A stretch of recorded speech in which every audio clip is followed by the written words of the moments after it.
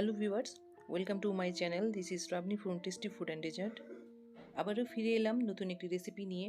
আজকে আপনাদেরকে তৈরি করে দেখাবো ক্রিসপি নিমকি, যা সচরাচর নিমকি থেকে একটু ভিন্ন ধরনের। বাসার ছোট বড় সবাই এই রেসিপিটি পছন্দ করবে।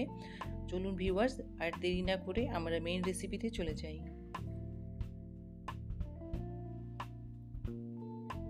প্রথমে পরোটা খামিরের মতো একটা খামির তৈরি করতে হবে। সেজন্য এখানে আমি 400 গ্রাম ময়দা নিয়েছি। এখন হাফ চা চামচ লবণ দিচ্ছি। অল্প মিষ্টি মিষ্টি হবে, সেজন্য 2 টেবিল চামচ চিনি দিলাম। 2 টেবিল চামচ তেল অ্যাড করব। অল্প অল্প পানি দিয়ে ডো তৈরি করতে হবে, একেবারে বেশি পানি দেওয়া যাবে না। এই ডোটি পরোটার ডোর চেয়ে একটু শক্ত করতে হবে। এরপর এখন হাফ চা চামচ ভ্যানিলা এসেন্স দিয়ে দিচ্ছি। এরপর কয়েক ফোঁটা অরেঞ্জ ফুড কালার দিচ্ছি, এটি অপশনাল, ঘরে থাকলে দিতে পারেন।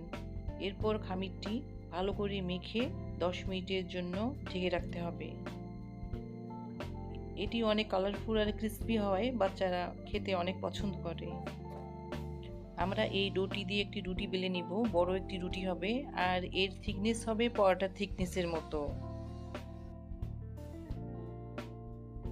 আমার রুটি বেলা কমপ্লিট। এখন আমি একটি ছুরি দিয়ে 1 ইঞ্চি গ্যাপ রেখে রেখে লম্বাভাবে কেটে নিচ্ছি।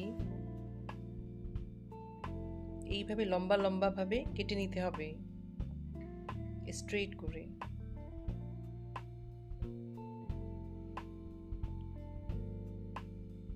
এই শেপটি আমি ইউজ করলাম আপনাদের সুবিধার্থে। আপনারা ইচ্ছে করলে অন্য যে কোনো শেপ দিতে পারবেন। তারপর 1 ইঞ্চি করে পিস পিস করে কেটে নেব।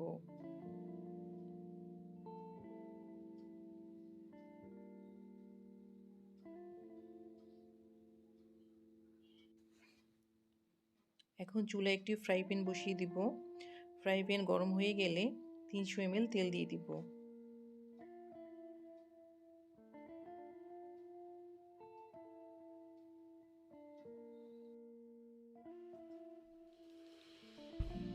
তেল গরম হলে নিমকিগুলো দিয়ে দিব। সবগুলো একসাথে দেওয়া যাবে না, হাফ হাফ করে মিডিয়াম ফ্লেমে 2 মিনিট ভাজতে হবে। 3 মিনিট ভাজলে ক্রিস্পি হবে।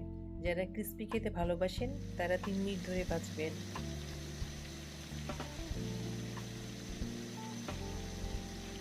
2 দিন ক্রিস্পি থাকবে। ফ্রিজের বাইরে 2 দিন অনায়াসে রাখতে পারবেন। বাচ্চাদের টিফিনে দিতে পারবেন। আর এই রেসিপিটি রাঁধুনিদের জন্য বিকেলে নাস্তার একটি চটজলদি রেসিপি। আমি আশা করব শুধুমাত্র একটি উপাদান দিয়ে তৈরি এই রেসিপিটি একবার বাসায় তৈরি করলে মাঝে মাঝেই তৈরি করতে ইচ্ছা করবে। এই পর্যায়ে আমার ভাজা শেষ হয়ে গিয়েছে, আমি এখন তুলে নেব। দেখুন ভিউয়ার্স, কালার কতটা সুন্দর এসেছে। দেখতে যতটা নাইস হয়েছে, খেতে ততটাই টেস্টি। সবচেয়ে ইন্টারেস্টিং বিষয় হলো শুধুমাত্র ময়দা উপকরণ দিয়েই মজাদার এই নাস্তাটি তৈরি করতে পারবেন খুব অল্প সময়ে। শুধু আপুরা না, ভাইয়েরাও তৈরি করতে পারবেন এই কুইক রেসিপিটি।